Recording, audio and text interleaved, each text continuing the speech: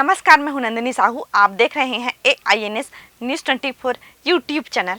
आज की ताज़ा खबरों में अखिल भारतीय कांग्रेस कमेटी के प्रस्तावित अधिवेशन को लेकर प्रदेश प्रभारी कुमारी शैलजा ने राजीव भवन में 2 बैठकों में दिशा निर्देश जारी किए। इस दौरान अधिवेशन को लेकर उप समितियां बनाकर सभी को जिम्मेदारियां सौंपी गई। अखिल भारतीय कांग्रेस कमेटी के नवा रायपुर में प्रस्तावित अधिवेशन को लेकर प्रदेश प्रभारी कुमारी शैलजा ने आज एक बैठक रखी, जिसमें उन्होंने कई दिशा निर्देश जारी किए। बैठक को लेकर मुख्यमंत्री ने बताया कि अधिवेशन को लेकर उप समितियां भी बनाई गई हैं और सभी को जिम्मेदारियां दी गई हैं। हाँ, तो सबके भोजन की व्यवस्था है, पंडाल की व्यवस्था है, आपके प्रचार प्रसार वाले कमेटी रहेगी, ट्रांसपोर्टेशन की भी रहेगा, आवास का भी रहेगा। तो सब लोगों की जिम्मेदारी दी गई है। सारे मंत्री हैं उसके और साथ ही संगठन के लोग हैं, वो सबको मिला के और जो काम करने वाले लोग हैं उस कमेटी में उसके सदस्य के रूप में वो लोग जुड़ेंगे और सबको जिम्मेदारी दी गई है। सारे संगठन के लोगों को जिम्मेदारी दी गई है कि किसको रेलवे स्टेशन में रहना है, किसको बस स्टैंड में रहना है, किसको एयरपोर्ट में रहना है। वो सारे मतलब कंट्रोल रूम से लेके सारे डायरेक्शन शैलजा जी ने दिया है और उसके हिसाब से फिर आगे फंक्शन होगा। प्रदेश प्रभारी कुमारी शैलजा ने कहा कि यह महाअधिवेशन ऐतिहासिक होगा, जिसे सारी दुनिया देखेगी। उन्होंने बताया कि सभी मन लगाकर अपनी जिम्मेदारियां निभा रहे हैं। हमें खुशी है कि तैयारियां जोर शोर से चल रही हैं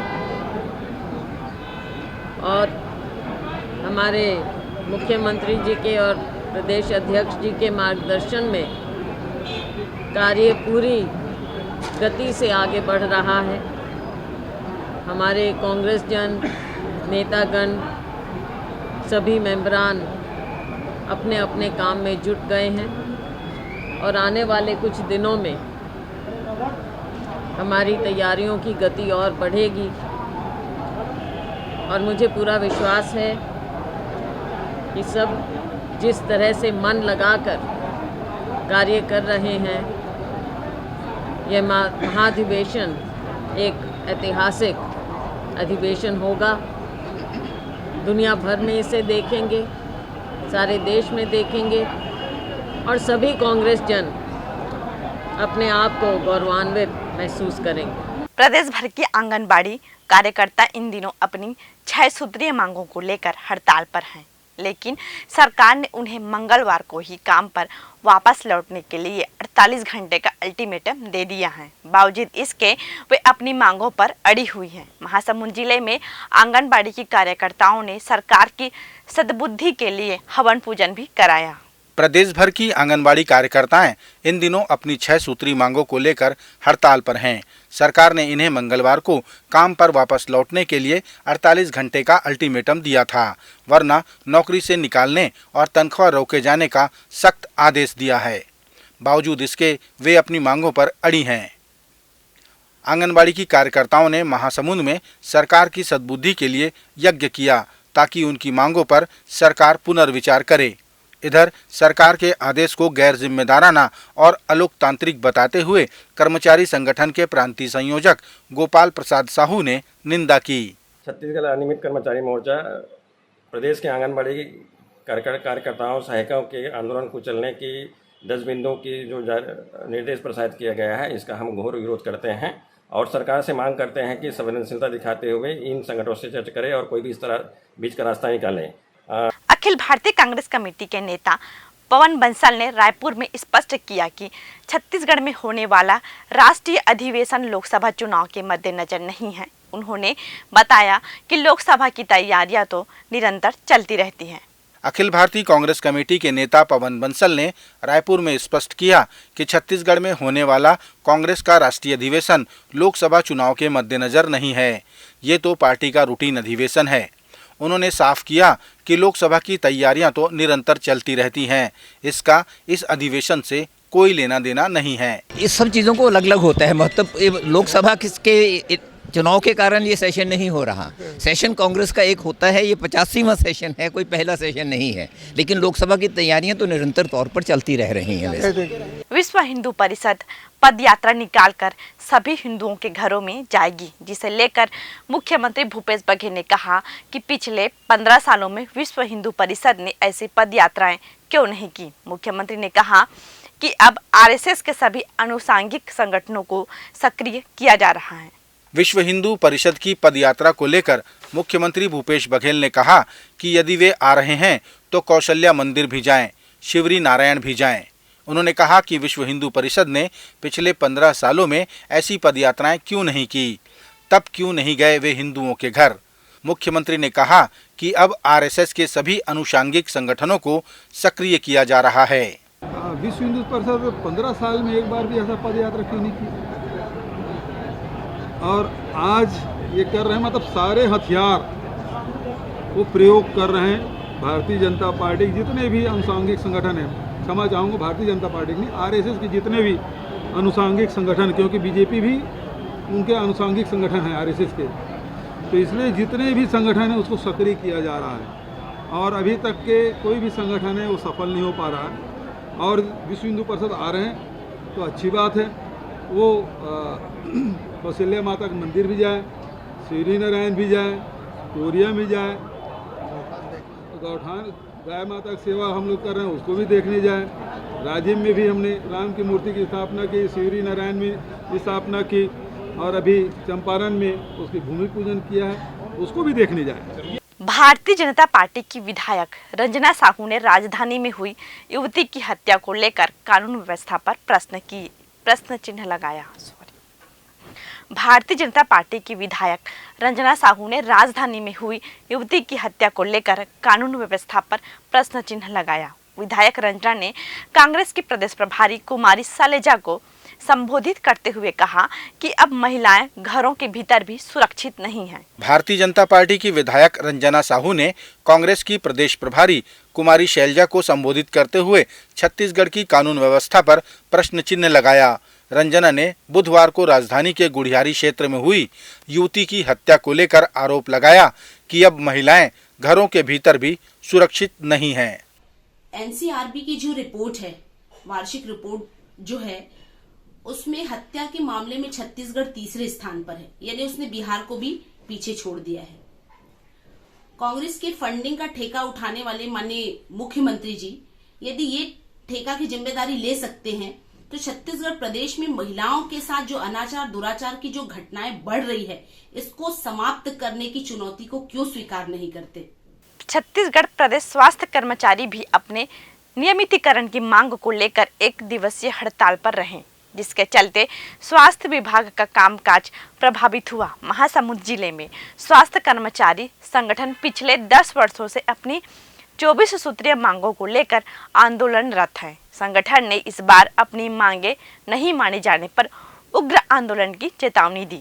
छत्तीसगढ़ प्रदेश स्वास्थ्य कर्मचारी भी अपने नियमितीकरण की मांग को लेकर हड़ताल पर रहे, जिसके चलते स्वास्थ्य विभाग का कामकाज प्रभावित हुआ। महासमुंद जिला चिकित्सालय के अनियमित कर्मचारी संगठनों ने बताया कि पिछले 10 वर्षों से वे अपनी 24 सूत्रीय मांगों को लेकर आंदोलनरत हैं, लेकिन सरकार ने उनकी मांगों पर ध्यान नहीं दिया। अब वर्तमान सरकार के जो घोषणा पत्र में था कि स्वास्थ्य विभाग के कर्मचारियों को अलग से वेतनमान दिया जाएगा और अनियमित कर्मचारियों को नियमित किया जाएगा, आज तक मांग पूरा नहीं हुआ, इसलिए हम लोग शासन का ध्यान आकर्षण करने के लिए यहाँ पर एकत्रित हुए हैं। स्वास्थ्य विभाग के अनियमित कर्मचारी संघ के तहत कार्य करने वाली जीवनदीप समिति के हजारों सदस्यों ने भी अपने नियमितीकरण की मांग को लेकर इस प्रदर्शन में हिस्सा लिया और मांगे नहीं मानी जाने पर संघ द्वारा लिए गए निर्णय के तहत उग्र आंदोलन को समर्थन देने की चेतावनी दी। आगे की रणनीति यही है कि हम तो चाहते हैं कि हमारी रणनीति आगे ना बने, और आज प्रदेश सरकार तक हमारे प्रदेश के मुखिया माननीय मुख्यमंत्री महोदय जी से मैं यही बार बार निवेदन कर रही हूं कि आगे लंबा हमें मजबूर न करे और हमारी मांगे को पूरी करे। ये करबद्ध प्रार्थना है। अगर हमारी मांगे पूरी नहीं होती तो हमारा संघ द्वारा जो निर्णय लिया जाएगा वो सर्वमान्य होगा। नक्सलियों द्वारा विगत दिनों की गई भारतीय जनता पार्टी के पदाधिकारियों की हत्याओं पर मुख्यमंत्री भूपेश बघेल ने निंदा व्यक्त की। उन्होंने कहा कि नक्सली हमारी सरकार के आने के बाद कमजोर हुए हैं और सिमट भी गए हैं। भाजपा पदाधिकारियों की हत्या के लिए मुख्यमंत्री ने NIA से जांच कराने की भी सलाह दी। नक्सलियों के द्वारा विगत दिनों की गई हत्याओं को लेकर मुख्यमंत्री ने निंदा व्यक्त की और कहा कि नक्सली अब कमजोर हुए हैं और सिमट भी गए हैं। उन्होंने भारतीय जनता पार्टी के पदाधिकारियों की हत्याओं की जांच NIA से कराए जाने की सलाह भी दी। ये बातें उन्होंने भारतीय जनता पार्टी के आंदोलन के परिप्रेक्ष्य में कहीं। नक्सली सिमट भी गए हैं, कमज़ोर हुए हैं। भारतीय जनता पार्टी आंदोलन कर रहे हैं, उनकी पार्टी है, उनका निर्णय है, उसमें हमें कुछ नहीं कहना है। लेकिन मैंने उस दिन भी कहा, इस घटना की यदि जांच कराने NIA की ज़रूरत है तो हमसे पूछने की भी ज़रूरत नहीं है। इसके पहले जितनी घटनाएं हुई NIA घुस आया, हमसे पूछा भी नहीं, इसमें भी जांच कर लो। भीमा मोहन की जांच में क्या हुआ, और उसके पहले झीरम घाटी के घटना घटी जिसमें हमारे प्रथम पंक्ति सारे नेता शहीद हो गए, उसके बारे में NIA की रिपोर्ट क्या है। और इसमें षड्यंत्र नजर आ रहा है रमन सिंह जी को, भारतीय जनता पार्टी, और हमारे प्रथम पंक्ति सारे नेता शहीद हो गए। और हम लोग चीख चीख के कह रहे हैं इसमें ये राजनीतिक आपराधिक षड्यंत्र है, तब वो मौन रहे। और आज इसमें उनको षड्यंत्र नजर आ रहा है। बिल्कुल जांच कराए, सेंट्रल एजेंसी कौन रोक रहा है, जांच कराए ना।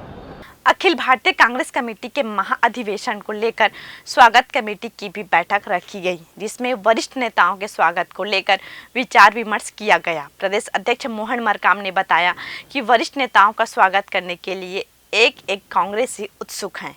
अतिथि देवो भव की परंपरा का निर्वहन करते हुए छत्तीसगढ़ कांग्रेस की स्वागत कमेटी ने अखिल भारतीय महाअधिवेशन को लेकर बैठक की और वरिष्ठ नेताओं के स्वागत की रणनीति पर चर्चा की। प्रदेश अध्यक्ष मोहन मरकाम ने बताया कि केंद्रीय नेताओं का स्वागत करने के लिए एक कांग्रेसी उत्सुक है और सभी पूरे सम्मान से वरिष्ठ नेताओं का स्वागत करेंगे। छत्तीसगढ़ में अतिथि देवो भव की परंपरा है। छत्तीसगढ़ की संस्कृति, छत्तीसगढ़ के परंपरा के अनुसार केंद्रीय नेतृत्व का और पूरे देश के हमारे नेताओं का छत्तीसगढ़ के कांग्रेस जन स्वागत करने के लिए उत्सुक हैं। उस ढंग से आज स्वागत कमेटी की बैठक भी हुई थी, तो हम पूरे देश के सभी जो भी अतिथि आएंगे उनका हम स्वागत करेंगे। बिलासपुर पुलिस ने एक अंधे कत्ल की गुत्थी सुलझा ली है। जानकारी के अनुसार पुलिस को मस्तूरी शराब भट्टी के पास एक लाश मिली थी, जिसका चेहरा बुरी तरह से कुचल दिया गया था। पुलिस ने छानबीन कर 2 आरोपियों को गिरफ्तार किया। आरोपियों ने कबूल किया है उन्होंने ही हत्या की थी और पहचान छिपाने के लिए उसका चेहरा खराब कर दिया था। बिलासपुर पुलिस ने एक अंधे कत्ल की गुत्थी सुलझा ली है, जिसमें पुलिस को मस्तूरी शराब भट्टी के पास एक लाश मिली थी, जिसका चेहरा बुरी तरह से कुचला गया था। पुलिस ने लाश की छानबीन कर उसकी पहचान की और पूछताछ से सामने आया कि उसके 2 दोस्त शिबू खान और अरमान खान ने उसकी हत्या की और पहचान छिपाने के लिए उसका चेहरा कुचलकर खराब कर दिया था। जो मृतक है वो इनको धमकी दिया था कि तुम लोग की जो घर है वो अवैध कब्जा पे बना है और अरमान के घर में केवल उसकी नानी रहती है और मैं तुम लोग को जेल भेजवा दूंगा ये सब कबाड़ वाड़ के धंधे में, और तुम्हारे घर पे कब्जा कर लूँगा। पूर्व में भी इनके ऊपर आपराधिक मामले दोनों आरोपियों पे दर्ज हैं, उसमें भी इन दोनों का शक था कि इसने ही हम लोग को फंसाया है मामलों में और हमारे घर पे कब्जा कर लेगा। इस डर से इन्होंने दहशत में आके कि हमारा घर चला जाएगा हाथ से, ज़मीन चली जाएगी हाथ से, तो प्लान करके पहले घटना दिनांक को ये मस्तूरी आए, मस्तूरी पे दुकान से बर्तन की दुकान से चाकू खरीदा और फिर शराब भट्टी के पास में गए, वहाँ से फ़ोन करके मृतक को बुलवाया वहाँ पर, और फिर वहीं पर प्लानिंग से उन्होंने मृतक के सीने में चाकू से वार किया, गले में चाकू से वार किया और हत्या हो गई कंफर्म करने के लिए पत्थर से सर को कुचल दिया, पहचान छुपाने के लिए सर पत्थर से वार किया और फिर वहाँ से फरार हो गया। ये थे आज के प्रमुख समाचार। आप देख रहे थे AINS न्यूज़ 24 यूट्यूब चैनल। कल फिर मिलेंगे ताज़ा तरीन समाचारों के साथ। तब तक रोजाना की ताज़ा खबरों के लिए आप हमारे लोकप्रिय यूट्यूब चैनल AINS न्यूज़ 24 को सब्सक्राइब, लाइक और शेयर करना ना भूलें। नमस्कार।